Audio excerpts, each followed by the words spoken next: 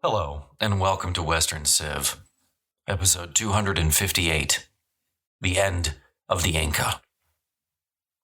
Manco Inca barely outlived Francisco Pizarro. Barely.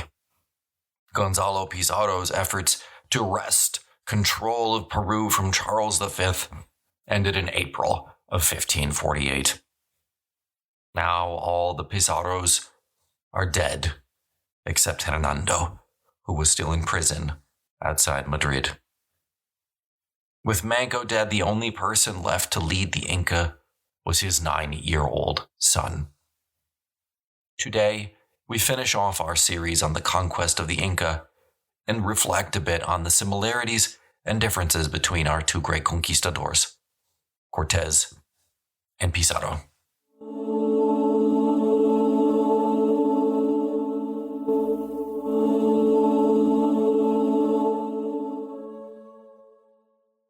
In the decades that followed the deaths of Manco Inca and Gonzalo Pizarro, Spain's control over the former Inca Empire gradually increased. A succession of capable governors and an influx of hundreds and then thousands of other Spaniards who poured in saw the situation very much stabilize. It is a bit amazing to think that in 1532, Francisco Pizarro invaded Peru with 168 men. By Manco's death in 1544, there were over 5,000 Spaniards in Peru. By 1560, that number had more than doubled to 10,000. Peru continued to be administered by a royal viceroy under the supervision of the Spanish crown. As more and more Spaniards poured into Peru, they continued to construct cities and towns, and to supervise the extraction of precious metals, the cultivation of crops, and the collection of tribute. The much larger native population simply labored on, having exchanged one master for another. The exchange wasn't an equal one, though, as the natives who now paid tribute to the Spanish had far fewer rights, paid far greater tribute, and received far less than they had while under the control of the Inca. In fact, the native inhabitants of Peru now received virtually nothing from their new overlords. The roughly 500 Spanish encomiendos, who made up a mere 5% of the total Spanish population in Peru, wrote one observer, quote, "It is true that what they pay in tribute and taxes, they endure great difficulty and hardship. Not only is there nothing left over for them, that's the Inca, that would allow them to rest, but there is also nothing that allows them to endure the time of necessity or illness, as we Spaniards have, or feed or raise their children with. They live in poverty and lack the necessities, and they never finish paying the debts, the tributes. We can see that they are wasting away and being consumed very rapidly because of the many aggravations they suffer. They grieve because of the misery and servitude they are in. Even during their festivals, they weep, and their songs are full of sorrow, because the tributes they pay to the Spaniards have incapacitated them. They've come to believe that for as long as they have, and their sons and their descendants live, they will have to work for the Spaniards." End quote. Still, Peru continued to have two opposing emperors, at least for the moment, one in the jungle and another in Cusco, under Spanish domination. This was the case until Manco's brother Paulo finally died in 1559. Manco's son, back in the jungle, had died only 1 year before of some unknown illness. He might have been poisoned. The jury's still out on that one. And so, out in said jungle, Titu Cusi, another of Manco's sons, the one who had actually been captured for a period of time, and the one from whom we get most of our narrative from the Inca side, became the new emperor, and wasted no time resuming the guerrilla war with the Spaniards. The new emperor was shortly thereafter linked to rebellions in what is today Chile and central Peru, though how much control Titu Cusi might have exercised in either region is subject to serious questioning. Spain had, by now, lost interest and expensive military operations deep in the jungles of eastern Peru. The government now preferred very much to negotiate with Titu. It wanted him to give up his jungle kingdom and return to Cusco as a puppet king. Titu was always clever enough to keep the Spanish thinking he might come to terms, always to back out at the last moment. Finally, in 1569, Titu Cusi did sign a peace treaty with the Spanish. In 1570, he was trying to figure out how to get his people adjusted to the new reality of a post-conquest Peru when Titu Cusi suddenly died. It was in May of 1571 that Titu began complaining of chest pains and was bleeding from the nose at sunrise. He was dead the next morning. His sudden death left an already reeling people further shocked. Titu Cusi's younger brother, Tupac Amaru, now became the emperor of the Inca. Tupac Amaru, whose name means royal serpent, was 27 years old at the time. Frankly, back in Cusco, most of the Spaniards were totally unaware of all these changes in the jungle and didn't really care. Just 3 months earlier, a new viceroy arrived in Lima, who would transform relations between the indigenous natives and the occupying Spanish. His name was Francisco de Toledo. De Toledo was 56 years old. He was firm and a disciplinarian. He was appointed for one reason: to settle the problem of the rebellious natives in Peru. Toledo firmly believed that the indigenous Inca were an inferior people. They were children who needed to be ruled, but who also might, if converted to Christianity and properly taught, could someday enjoy a few of the benefits of European civilization. So, of course, to put it in modern parlance, we would say Toledo was a racist. Though that's not a term he would have understood, and frankly, it's, I suppose, just a bit lazy to label everyone from the distant past with pejoratives to make ourselves feel better today. After all, what are they going to say about you and I in 450 years? Still, make no mistake about it, Toledo believed that the Inca were inferior and had been ordained by God to be ruled by a superior civilization, i.e., the Spanish. The rebel Inca kingdom in the jungle had to be crushed, and the Inca converted to Christianity en masse for there to be any prayer, pun intended, of saving them. So it was that Toledo decided that there would be no more treaties. There would be no more negotiation. Whoever was the present emperor of the Inca, whoever that might have been, and note, the Spanish definitely still thought it was Titu Cusi in 1571, that person needed to be killed. This was the state of affairs in July of that year. By May of 1572, Toledo had assembled an army of 250 armored Spaniards, supported by 2,000 native auxiliaries. He ordered this army to advance at once to the jungle, find the emperor, kill him, and finish off his rebel state once and for all. Sometime in early June, the army crossed into Vicambamba again.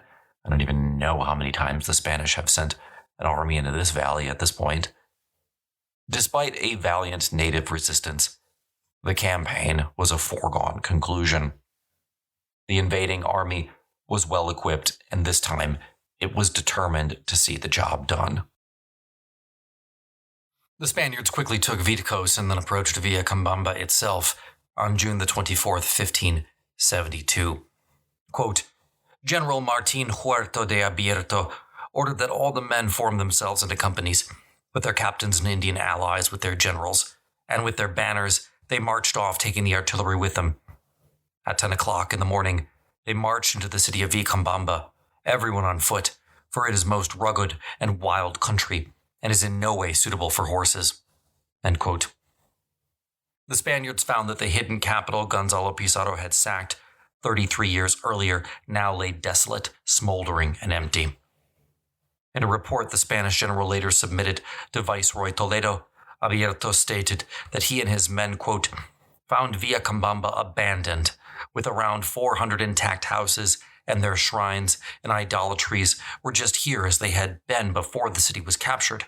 We found the houses of the Inca emperors burned, and all the Indians, warriors as well as peasants, had fled to wherever they could." End quote.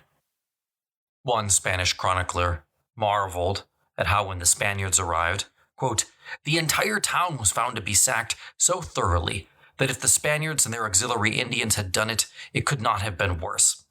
All the Indian men and women had fled and had hidden themselves in the jungle, taking everything they could. They torched and burned the rest of the corn and food that was in the storehouses, so that when the expedition arrived it was still smoking, and the temple of the sun, where their principal idol was located, was burned. The Incas had done the same when General Gonzalo Pizarro had entered the city, and the lack of food had forced Gonzalo's expedition to return and leave the country in the emperor's power. The Incas expected in a similar manner that when the Spaniards presently found no food nor anything else with which to subsist upon, that they would turn back and leave the land, that they would not stay there, nor would they settle it. And for this reason, the Indians fled, setting fire to everything that they had been unable to carry away with them.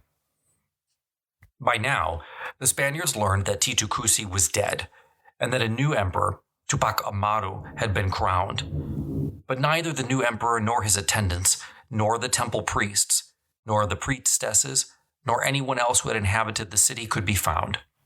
Despite the Incas' sacking of their own capital, one chronicler described some of what the Inca had left behind. Quote, "The town has, or it would be better to say, have had, a location half a league, 1.75 miles wide, like the layout of Cusco, and a long distance in length. In it they used to raise parrots, hens, ducks, local rabbits, turkeys, pheasants, curassows, macaws, and 1,000 other kinds of birds of diverse and showy colors that are very beautiful to see. The houses and storage huts are covered in good thatch, and there are numerous guava, pecans, peanuts, papayas, pineapples, avocados, and many other cultivated and wild trees. The palace of the Inca Emperor had different levels and was covered in roof tiles, and the whole palace was painted with a great variety of paintings in their manner, which was something worth seeing. The town had a large square, good enough for a number of people, where they used to celebrate and even race horses. The doors of the palace were made of very fragrant cedar, which there is a great quantity of in that land, and some of the roofs were of the same wood. The Incas barely missed the luxuries, greatness, and sumptuousness of Cusco in that distant, or better said, exiled land, because everything they wanted to have from outside of Vilcabamba, the Indians brought to them for their contentment and pleasure." End quote. General Abierto sent out a couple of small mobile forces in different directions, hoping to capture the Inca leaders and especially their new emperor, Tupac Amaru, who was rumored to be fleeing with his pregnant wife. One unit, formed under the command of a young, ambitious captain named Martin Garcia de Loyola, a man eager to prove himself and who picked a select number of 40 men. In a petition he later submitted to the king, Garcia de Loyola made it clear what had motivated him and many of the other Spaniards to join Abierto's expedition. Quote, "When war was declared by the viceroy against the Inca Emperor, who was discovered to be in the province of Vilcabamba, working against your majesty, many rewards were offered in your royal name to those who participated, and in particular, an income of 1,000 pesos was promised annually from tribute-paying Indians to the person who captured the Inca Emperor." End quote. Whoever captured the Inca Emperor, in other words, was to be granted an encomienda with enough natives to guarantee a lifetime of income of 1,000 pesos, around 10 pounds of gold per year. A grant that could then be passed on to one additional lifetime of the recipient's son, daughter, so on and so forth. The ensuing pursuit of the emperor through the jungle was brutal. As the Spanish continued downriver, they came upon various natives, whom they captured and tortured in an effort to discover the whereabouts of the emperor. They learned that they were, gradually, closing the distance. Quickening their pace, the Spaniards now began their quarry by both day and night, guided by local Indians and lighting their way late at night with torches. As the orange flames illuminated the strange, eerie black jungle, the Spaniards sometimes froze momentarily as unseen beasts suddenly crashed noisily away. Finally, after a chase that lasted for more than 200 miles, the Spaniards glimpsed a small brick-lit fire ahead in the jungle. Moving cautiously with drawn swords, Garcia de Loyola and his men emerged into a small clearing where they found Tupac Amaru and his pregnant wife huddled beside a campfire. The two royal fugitives probably looked up bleakly as the bearded men emerged in the darkness, the fire causing the steel of their swords and breastplates to glisten. There, in the middle of the night, deep in the Amazon rainforest, the 35-year-long Spanish campaign to destroy the rebel province of Vilcabamba and to seize its last remaining Inca emperor had finally come to an end. On September the 21st, 1572, the Spanish army returned to Cusco, victorious. As Tupac Amaru was led away in chains, the exalted soldiers were treated to celebrations that lasted well into the night. Tupac Amaru was given a show trial. He did not comprehend Spanish jurisprudence, nor did he speak Spanish, so the whole thing was a farce. The verdict, guilty, was a foregone conclusion. After 3 days of trial, the judge sentenced the last emperor of the Inca to death. The Spanish did not waste time, and the next day, a simple scaffold stood in the center of the town square. According to eyewitnesses, quote, "So many natives attended the death of their king and lord that those who were present say that it was only possible to push through the streets and squares with the greatest of difficulty. And since there was no room left to stand, the Indians climbed on the walls and roofs of the houses. Even the many large hills that can be seen from the city were packed with Indians. The open spaces, roofs, and windows in the parishes of Carmeneca and San Cristobal were so crowded with spectators that if an orange had been thrown down it could not have reached the ground anywhere, so densely were the people packed." End quote. Tupac's hands were bound and another rope secured to his captors, lest anyone attempt an escape. According to one eyewitness, quote, "As the multitude of Indians who completely filled up the square saw that sad and deplorable spectacle, and knowing that their lord and Inca was about to die there, they deafened the skies and made them resound with their cries and uproar. Tupac Amaru's relatives who were near him celebrated that sad tragedy with tears and sobbing."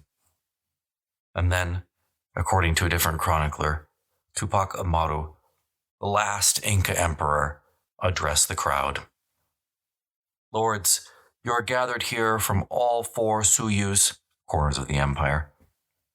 Let it be known that I am a Christian, and that they have baptized me, and I wish to die under the law of God, and I have to die, and that everything my ancestors, the Incas, have told you up to now, that you should worship the sun god Punchao and the shrines, idols, stones, rivers, mountains, and sacred things, is a lie and completely false.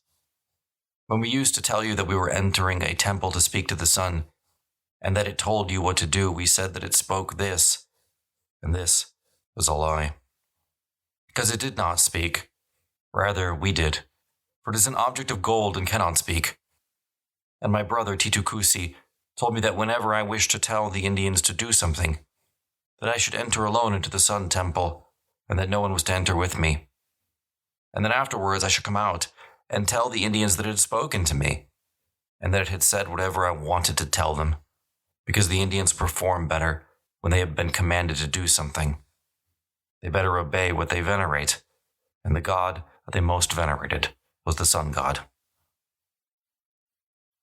And Tupac Amaru then asked the crowd to forgive him for having deceived them until now, and to pray for God for him.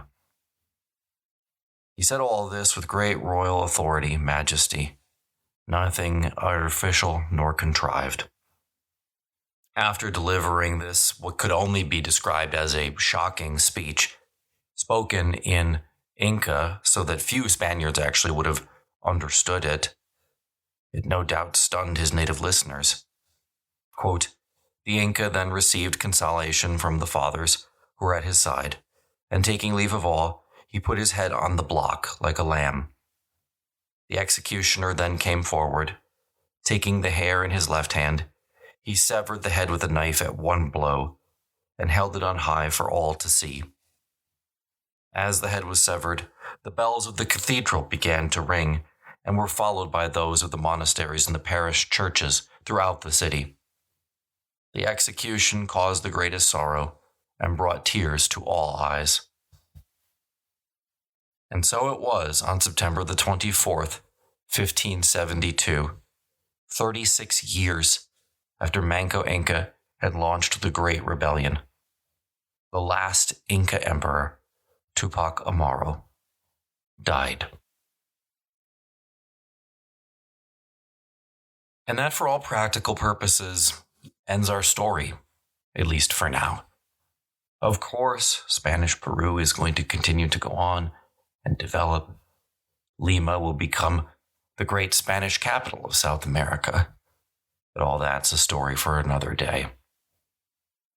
Before we move on, I want to take a moment and reflect on the two stories, the two great conquistadors, Cortés and Pizarro, and think about the men who faced off against them, and see what we can learn from them.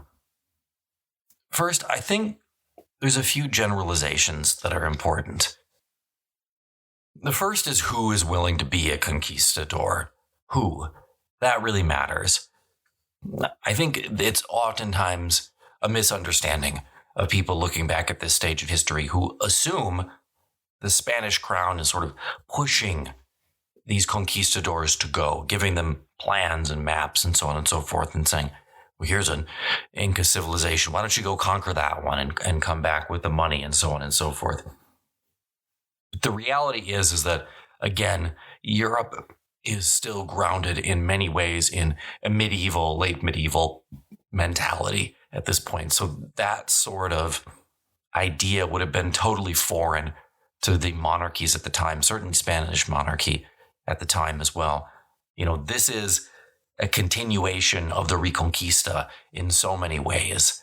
And to that end, these are enterprises that are very much driven by the individual in question. And the people who are willing to go are not the people who already are fabulously wealthy. The people who are willing to go on these conquests are people who really don't have anything to lose. It's either go to the New World or risk your life in the Northern Italian Wars. Those are your two options. Staying home really isn't a choice.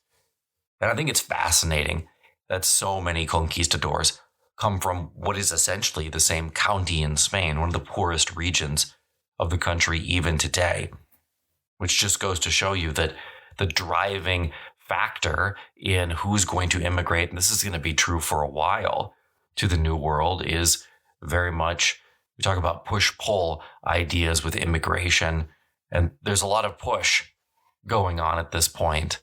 There's a lot of people who leave Europe because they simply don't feel like they have another opportunity to survive where they are. And that's absolutely the case for both Pizarro and Cortés. The other broad generalization to talk about is technology, of course. I don't think I realized until I really started looking into this how big of a disparity there was between Europeans and the First Nations of the Americas. The Inca, by and large, and the Mexica are the most sophisticated civilizations in the New World in the late 15th century at the time Columbus arrives. But even they are essentially Stone Age civilizations. Yes, the Inca possess some bronze, and so do the Mexica to an extent. Certainly they have bows and arrows, but it is incredible to think that you just cannot kill someone with a stone club if they're wearing steel armor, at least not without tremendous effort. And a steel sword is going to cut through anything that native warriors bring to bear. So the numbers that you need are enormous, and even the huge numerical advantages that the Inca and the Mexica possess are simply not sufficient to overcome such an incredible disparity of technology. And then there's something that I guess I'll classify as technology, even though it's not really technology per se. And that's the advantage of horses. I can say with 110% confidence that prior to beginning the research into these episodes, I had no idea the pivotal role that horses played in the conquest of the Mexica, Old World Mexico, and what is modern-day Peru, the Inca Empire, and really the Americas in general. Sure, I've seen horses, I've been around horses, but maybe it's because, we're far enough away from the time period when horses would have actually been used on the battlefield or used regularly. We don't kind of appreciate the advantage that a mounted man has on infantry. And I think it's one of those things where it's an exponential benefit. What I mean by that is there's a benefit for having armor. There's a benefit for having a steel sword. There's a benefit for having a horse. But when you put all of those things together, they become sort of like this multiplier. So instead of really 1 + 1 + 1, it's 1 + 1 × 2, and so on and so forth. It becomes a much more powerful weapon when you put it all together. And again, it's worth remembering that, we're talking about essentially what are Stone Age peoples here. So if you imagine even like a Norman proto-knight, so like an early level medieval knight going up against, say, an army from ancient Egypt, New Kingdom Egypt. And that's probably even a more sophisticated army because they have bronze weaponry. But they don't last a second. Not against a fully armored man on horseback. It's just too devastating. I mean, after all, cavalry is the dominant offensive weapon in Europe all the way through to the invention of gunpowder and really even more than that, the invention of musketry and so on and so forth, because there's harquebuses, but they're not really effective in terms of their ability on a battlefield to be used consistently. A man on horseback can charge, rest, charge again, and so on and so forth. And we see this. We see it especially in the case of the Inca, because the Inca start to figure out that there's no way that they can stand against a man on horseback on level ground. Time and time again during the Great Rebellion, we saw how generals tried to figure out ways to neutralize Spanish cavalry. Because if they couldn't do that, then they simply stood no chance. It didn't matter whether you had them outnumbered 1,000 to 1 or 10,000 to 1. Men on horseback was just something that these indigenous armies couldn't overcome unless they could figure out a way to slow them down or stop the charge. And I can tell you, I did not appreciate that until doing this research, just how crucial horses were to the conquest of the New World. The other thing, of course, is information.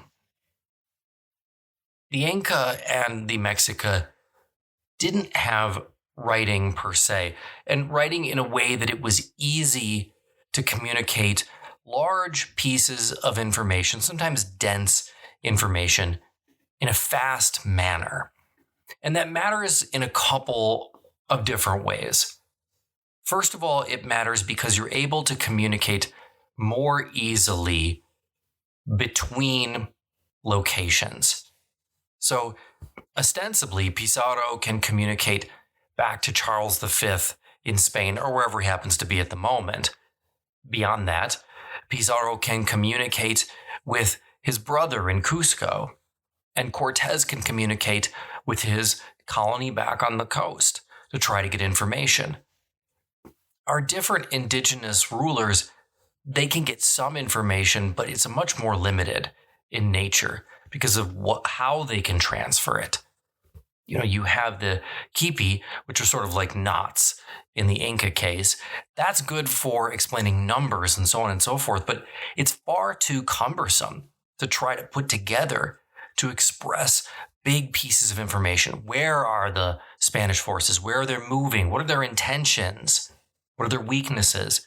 That's too difficult to put together in that system. So it's a huge limitation, again, for the First Nations peoples of the Americas, and a big advantage.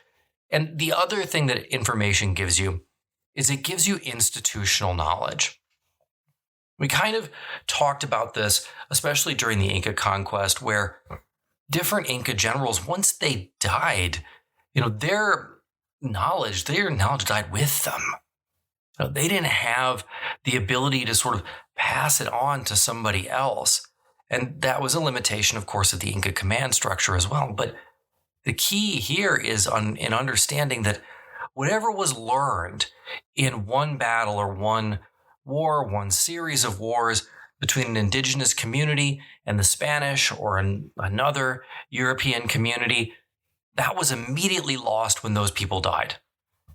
And the difference is Cortés had a number of setbacks, but he wrote them down. And Pizarro, even though he was illiterate, the men who were with him were not. And they were able to digest this information and understand what worked and what didn't work when it came to dealing with the inhabitants of these Mesoamerican civilizations, these empires. And that gave the conquistadors a huge leg up because actually it turned out time and time again, these indigenous kings, emperors, and nobles did tend to operate in similar ways, even though they're part of disparate civilizations. Now, of course, it should go without saying, another similarity is that Europeans were inoculated to disease, specifically smallpox, whereas the communities of the New World were not. And that was absolutely devastating. And it's always worth pointing out, and it gets pointed out a lot, so I won't spend a lot of time on it because I think most people really understand it, that huge numbers of indigenous persons from the New World were wiped out within 50, 100 years. And Pizarro walks into a situation in Peru, the second time that he gets there, where Peru and the Inca world has been decimated by smallpox.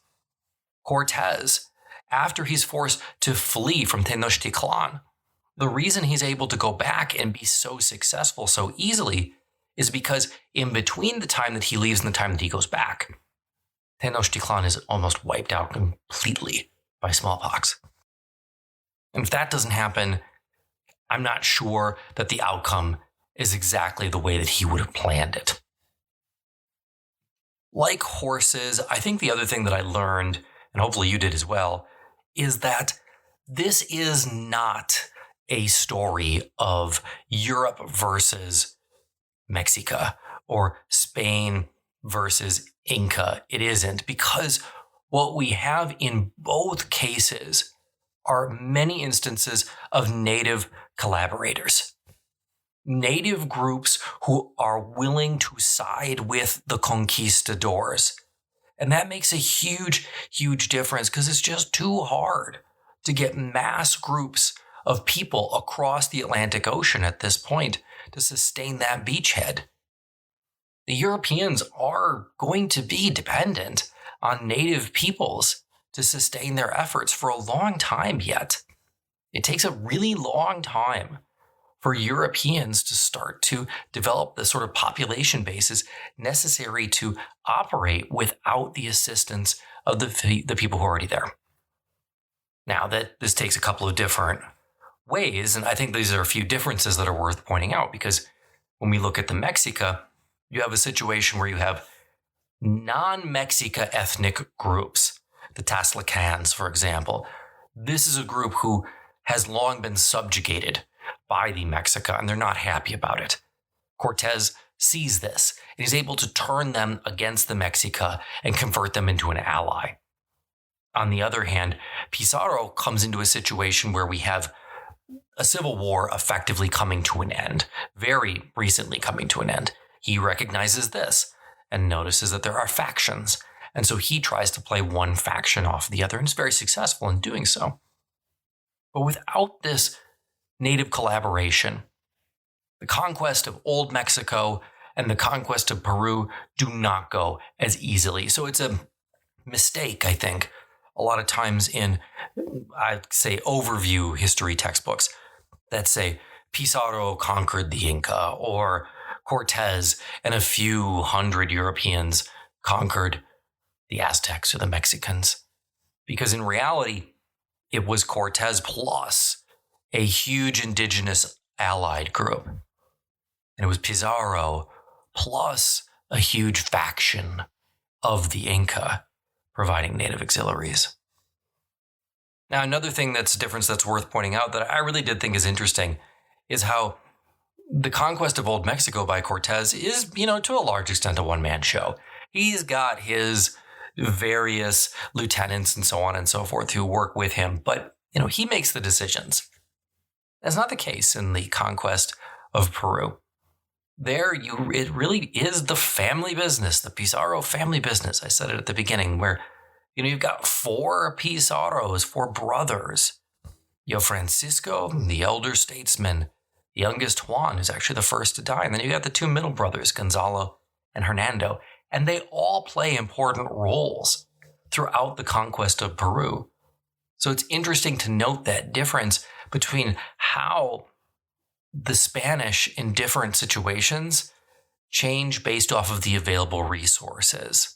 And I think that that's very helpful in sort of framing and understanding how things are going to unfold from here.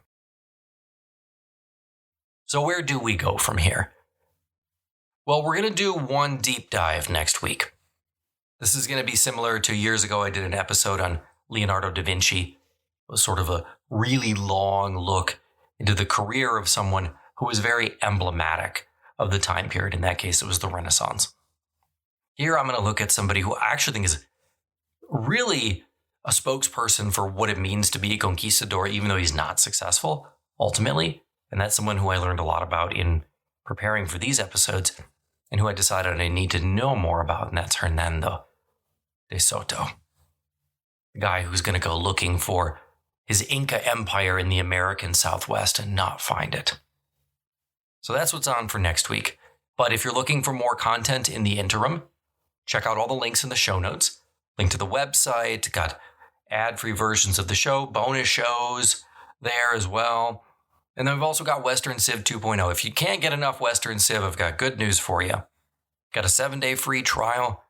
We're deep into the wars of the successors at this point. It's that post-Alexander the Great world. And so if you want to get the whole story, hit the reset button, check it out. You can get a 7-day free trial.